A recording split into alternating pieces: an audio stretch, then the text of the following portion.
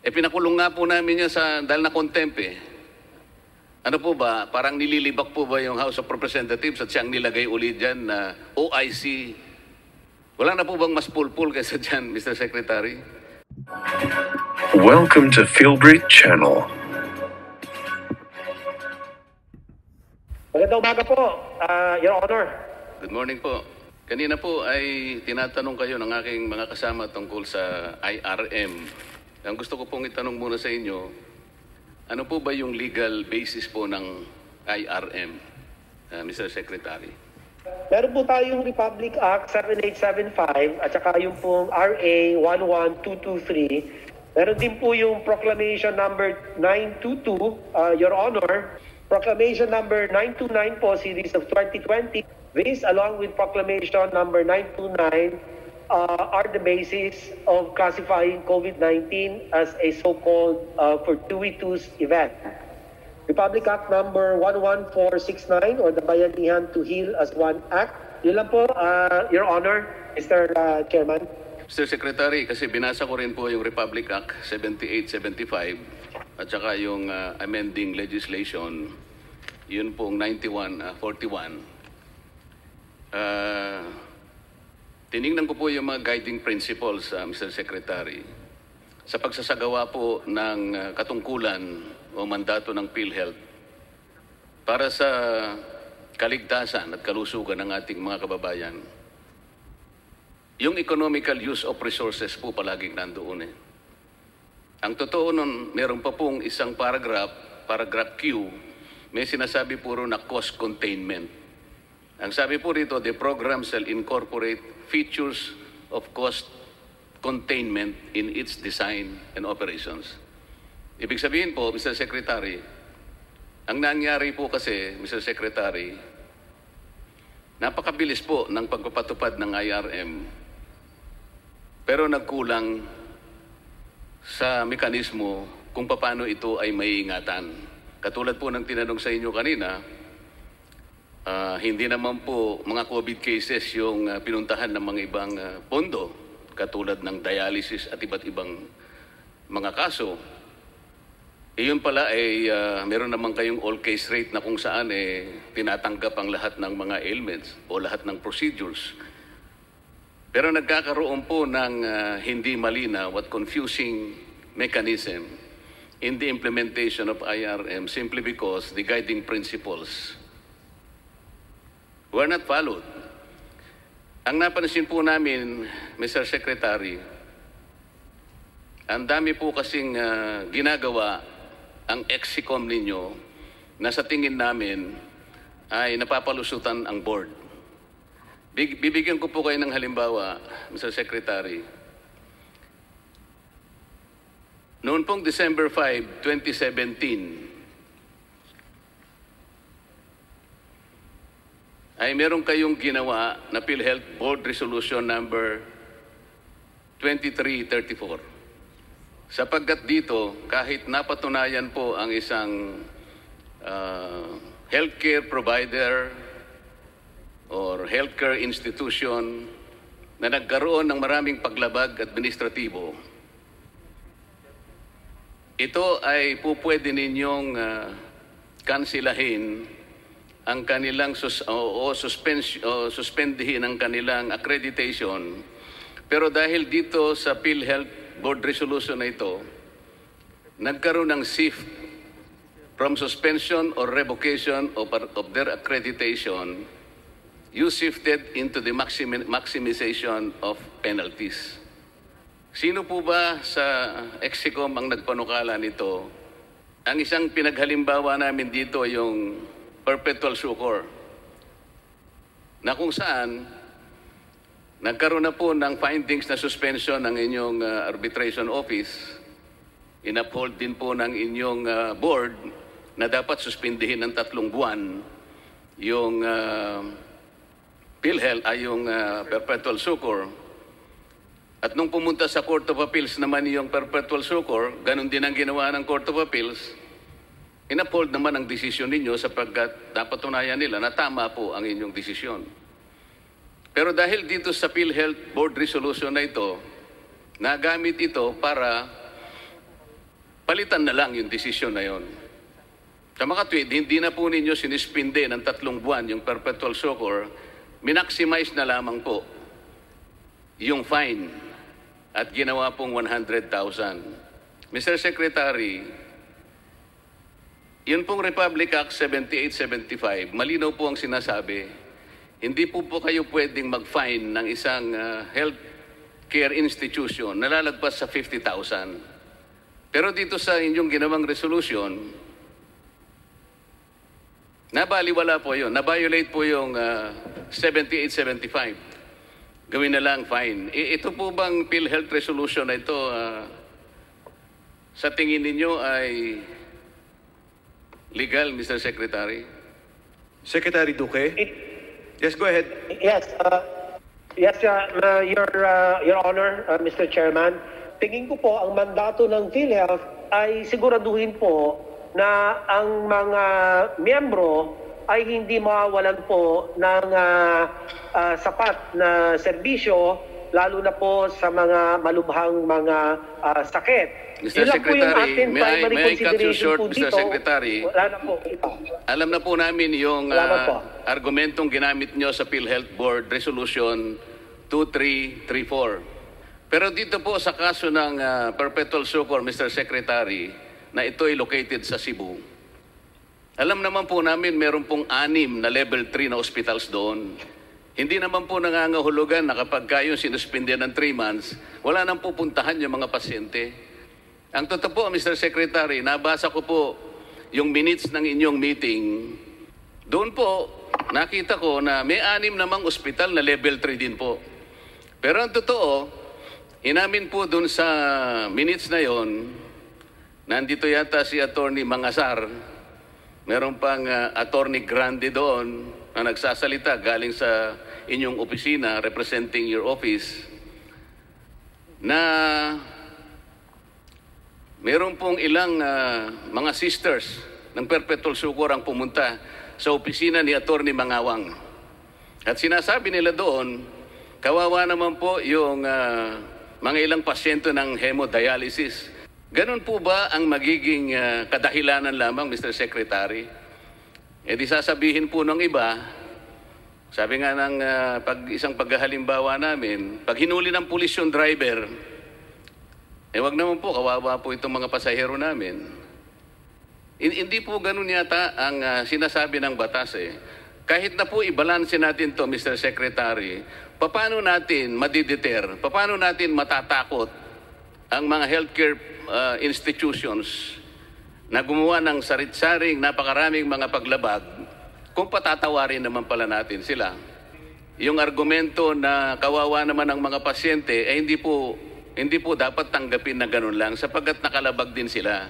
Kapag hindi po natin pinarusahan at pinalitan yung suspension, ipag-aakala po ng lahat ng mga healthcare institutions, okay na tayong gumawa ng paglabag. Ang totoo naman yan ay ima-maximize lang nila yung fine eh. Magkano lang po ba yung fine, Secretary? 100,000.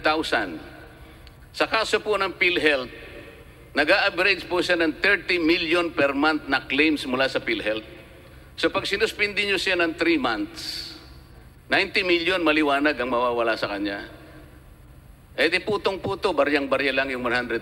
Hindi po siya mangingimi o matatakot na uulit-ulitin ang ginawa nilang paglabag. Kokopyahin din yan ng ibang healthcare institutions.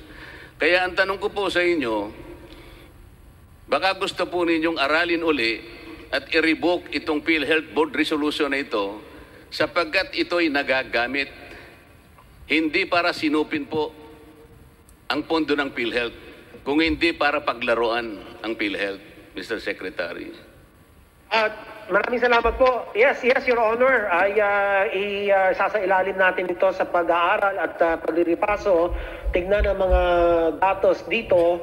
At ito po naman ang akin lang pong idagdag na hindi naman po sila na-absuelto bagkos ay itinaas po yung kanilang penalty. Pero tama po kayo na baka kung yan ang magiging pamantayan ay baka magaya ng mga ibang mga healthcare facilities.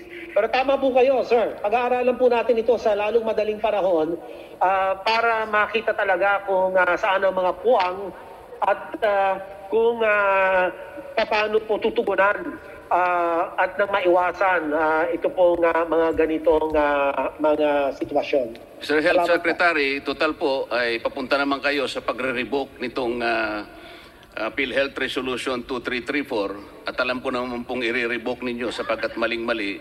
Isama na rin po ninyo yung Corporate Order number 2018-0039. Ito po yung implementing rules naman nung sinasabi nating board resolution ng PhilHealth 2334. Pwede po ba na isama na rin nyo ito, Mr. Secretary, sapagkat ito po yung implementing rules.